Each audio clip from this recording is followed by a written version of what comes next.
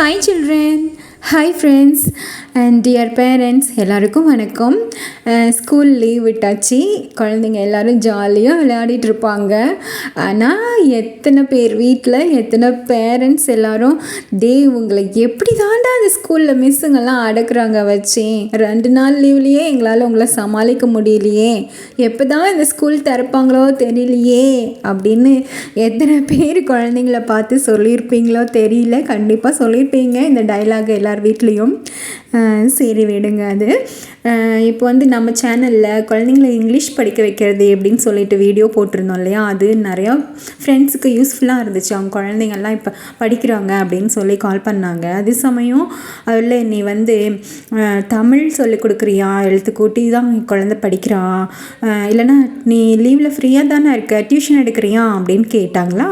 அப்போ தான் நான் யோசித்தேன், தமிழ் சொல்லிக் கொடுக்கறதுக்கு டியூஷனா, டியூஷன் எடுத்தால் ஒரு 10 குழந்தைங்க தானே இங்கே பக்கத்தில் யூஸ்ஃபுல்லாக இருக்கும், அதையே நம்ம வீடியோவாக போடக்கூடாது. ஏன்னா நான் 5th டீச்சராக, அதனால் தமிழ் எழுத்துக்கள் சொல்லிக் கொடுக்கறதுக்கு அதை நான் கவனமே எடுக்கலை. ஆனால் என்னோடய ஃப்ரெண்ட்ஸோட குழந்தைங்கள்லாம் இப்போ LKG, UKG, first standard, second standard போகிற ஏஜில் தான் இருக்காங்க. அதனால் அவங்க குழந்தைங்களுக்கெல்லாம் இது தேவைப்படுது. அதனால் கேட்டாங்க.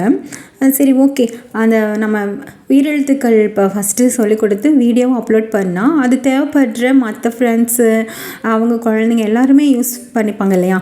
அதாவது எப்போ படிக்கணும்னு நினைக்கிறாங்களோ அப்போல்லாம் அந்த வீடியோவை ப்ளே பண்ணி பார்த்துக்கலாம். நம்ம டியூஷனாக சொல்லிக் கொடுக்குறத விட வீடியோவும் அப்லோட் பண்ணோம்னா அது எல்லாருக்கும் பயனுள்ளதாக இருக்கும்னு நினச்சி, சரி அப்புறம் உயிரெழுத்துக்களை நம்ம வீடியோவை போடலாம் அப்படின்னு சொல்லிட்டு தான் முடிவு பண்ணேன்.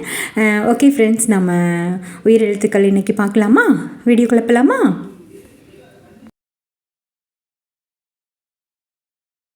இன்றைக்கி முதல்ல இருக்கிற 6 எழுத்துக்கள் மட்டும் நல்லா ஒழிக்க கற்றுக்கலாம்.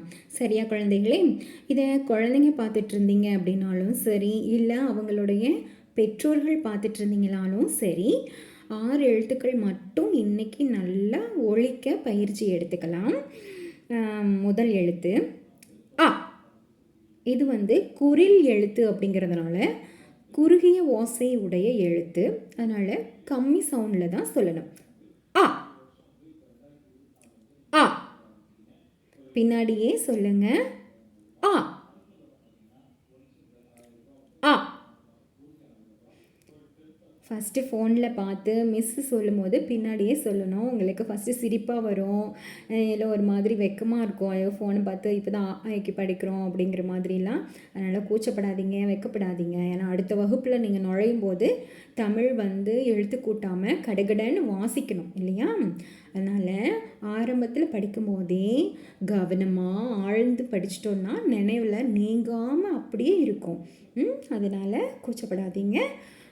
ஃபோனை வச்சுட்டு படிக்கிறதுக்கு வைக்கப்படக்கூடாது. சரியா? மிஸ்ஸு சொல்கிறேன், பின்னாடியே சொல்லுங்கள். அதுக்குண்டான டைம் நான் உங்களுக்கு கொடுக்குறேன்.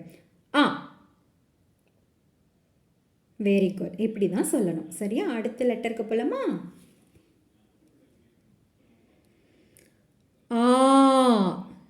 இது நெடில் எழுத்து, அதனால் வாயை நல்லா திறந்து ஆ அப்படின்னு சொல்லணும். நம்ம பண்ணுற தப்பு என்ன அப்படின்னா, இந்த குறில் எழுத்தையும் நெடில் எழுத்தையும் வித்தியாசம் காமிக்கிறேன் அப்படின்னு சொல்லிட்டு தலையை அசைப்பாங்க தெரியுமா. ஆ அப்படின்னா இப்படி முன்னாடி தலையவும், ஆ அப்படின்னா சைடில் தலையை இப்படி ஆட்டியும் சொல்லுவாங்க. இந்த தலையை ஆட்டி வேறுபடுத்திலாம் காமிக்கிறதுல அர்த்தமே இல்லை குழந்தைங்களா.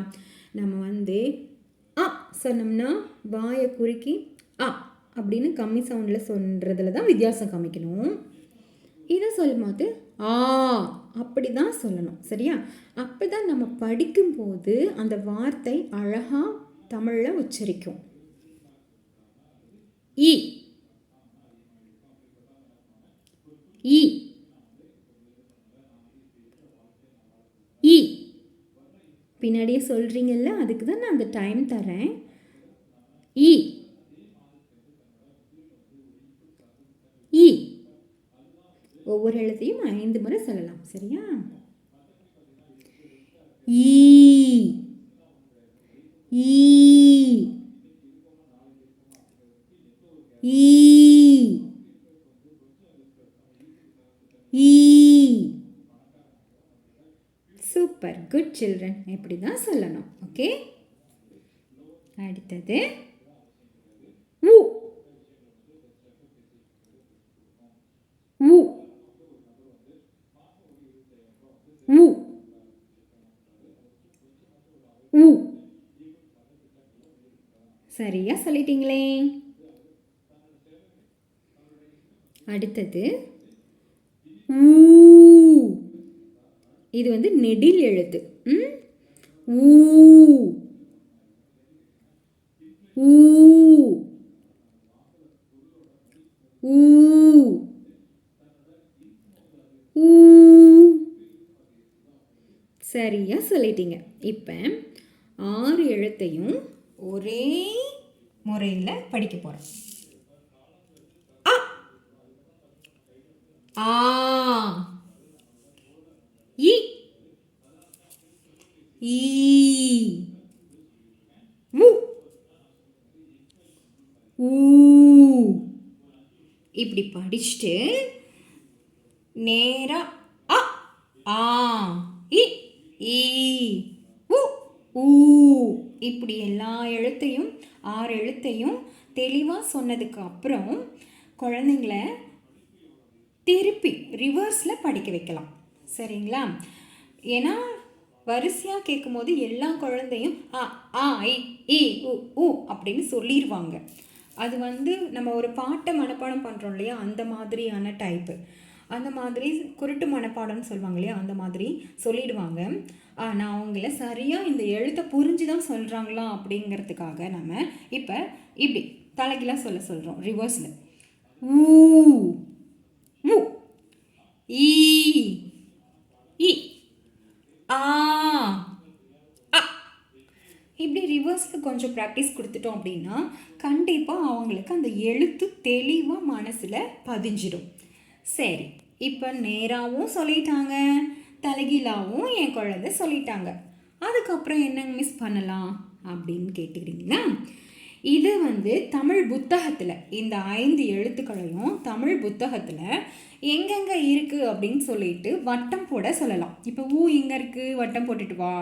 ஊ எங்கே இருக்குது, வட்டம் போட்டுட்டு வா.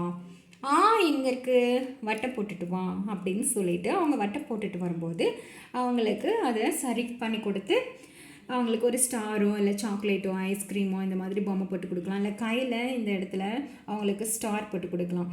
யார் தான் நிறையா ஸ்டார் வாங்குறாங்க பார்க்கலாம் அப்படின்னு சொல்லி அவங்கள நல்லா மோட்டிவேட் பண்ணலாம். இந்த லீவில் உங்களுக்கு இந்த லீவில் நிறையா குழந்தைங்களோட டைம் ஸ்பெண்ட் பண்ணுறதுக்கு கிடைக்கும் சான்ஸ் இருக்குது.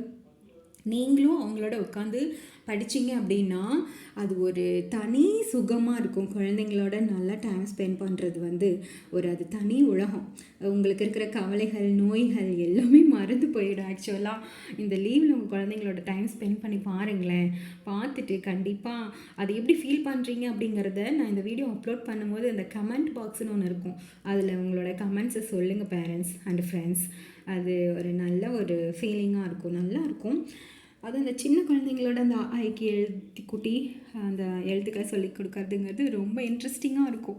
ஏன்னா நாங்கள் ஸ்கூலில் வந்து அந்த அனுபவங்கள்லாம் எங்களுக்கு நிறையாவே ஜாலியாக இருக்கும், ஃபன்னாக இருக்கும். ஓகே, இது வந்து புக்கு இல்லைங்க மிஸ், என்ன பண்ணுறது அப்படின்னா நியூஸ் பேப்பர்லாம் கூட இருக்கும் இல்லையா, நியூஸ் பேப்பர் இருக்கும், இல்லை பத்திரிக்கை அந்த மாதிரி இருக்கும். கண்டிப்பாக உயிரெழுத்து இல்லாத வார்த்தைகளே இருக்காது.